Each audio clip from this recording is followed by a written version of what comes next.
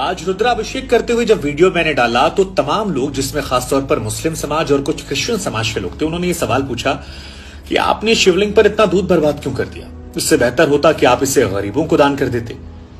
चलिए, इनका तो ठीक था, लेकिन मुझे हैरानी तब हुई जब हिंदू वर्ग के तमाम लोगों ने कहा कि खासतौर पर नई पीढ़ी के लड़कों ने कि सर आपको ये नहीं करना चाहिए था, इससे काफी बर्बादी होती है, गरीबों को आपको दान कर देना चाहिए था। कई फिल्मों में भी ये दिखाया गया, कई सारे कलाकारों ने ही पहले कहा है, तो मुझे लगा कि आज स्पष्टीकरण देना चाहिए। वैज्ञानिक दृष्टिकोण से और धार्मिक दृष्टिकोण से मैं बात रखूं उससे पहले एक दो सवाल मैं आप लोगों से पूछना चाहूंगा। आपसे कभी किसी ने पूछा कि आप अपने बच्चों पर या माता पिता पर कितना पैसा खर्च करते हैं और क्यों खर्च करते हैं? नहीं पूछा ना।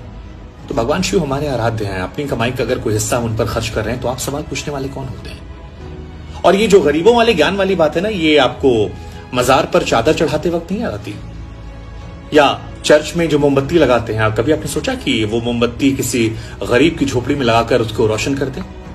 नहीं ना। कभी आपने सोचा कि आप अपने जन्मदिन पर जो पैसा बर्बाद करते हैं, नए साल में पार्टियां करते हैं, फिल्मों देखने जाते हैं, हजारों रुपए खर्च होते हैं, 500-500 रुपए की टिकट आता है, शैंपेन पीते हैं, लॉन्ग ड्राइव पे जाते हैं, कितना तेल खराब होता है? कभी सोचा आपने? नहीं सोचा होगा, क्योंकि वो शायद सोचने वाली बात नहीं है, एजेंडे में सूट नहीं करता। हमें तो हिंदू धर्म को टारगेट करना है।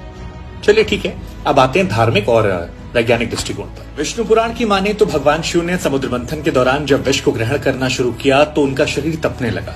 देवताओं ने पानी पिलाया, असर नहीं किया। इसके बाद दुग्धाभिषेक करवाया गया, भगवान को राहत मिली, और तभी से यह मान्यता है कि दूध चढ़ाने से भगवान शिव प्रसन्न होते हैं और हम जैसे भक्त दुग्धाभिषेक करवाते हैं। खैर, इससे आपको क्या लेना देना। इसके अलावा क्या आप जानते हैं कि ज्यादातर शिवलिंग जो हमारे हैं वो नदियों के पास, कुएं के पास या समुद्र के पास हैं? क्यों? क्योंकि ऋषि मुनियों ने व्यवस्था की थी कि जब दुग्धाभिषेक करेंगे तो उसे इकट्ठा कर लिया जाएगा और उसे या तो गरीबों में दूध को बांट दिया जाएगा या फिर उसका चरणामृत बनाकर भक्तों में बांट दिया जाएगा।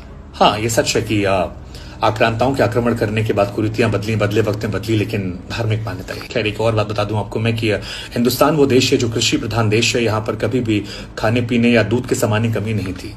क्या जाने वो लोग जो अरब में रहते थे जहां पानी भी नहीं मिलता।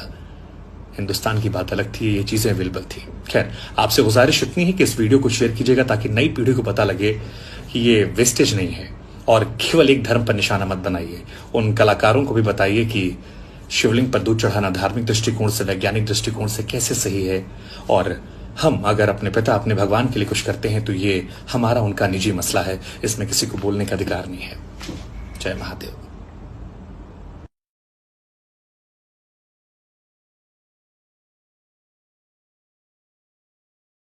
खैर, एक और बात बता दूं आपको मैं कि हिंदुस्तान वो देश है जो कृषि प्रधान देश है। यहाँ पर कभी भी खाने पीने या दूध के सामान की कमी नहीं थी। क्या जाने वो लोग जो अरब में रहते थे जहां पानी भी नहीं मिलता। हिंदुस्तान की बात अलग थी, ये चीजें अवेलेबल थी। खैर, आपसे गुजारिश इतनी है कि इस वीडियो को शेयर कीजिएगा ताकि नई पीढ़ी को पता लगे कि ये वेस्टेज नहीं है और केवल एक धर्म पर निशाना मत बनाइए। उन कलाकारों को भी बताइए कि शिवलिंग पर दूध चढ़ाना धार्मिक दृष्टिकोण से, वैज्ञानिक दृष्टिकोण से कैसे सही है, और हम अगर अपने पिता, अपने भगवान के लिए कुछ करते हैं तो ये हमारा उनका निजी मसला है, इसमें किसी को बोलने का अधिकार नहीं है। जय महादेव।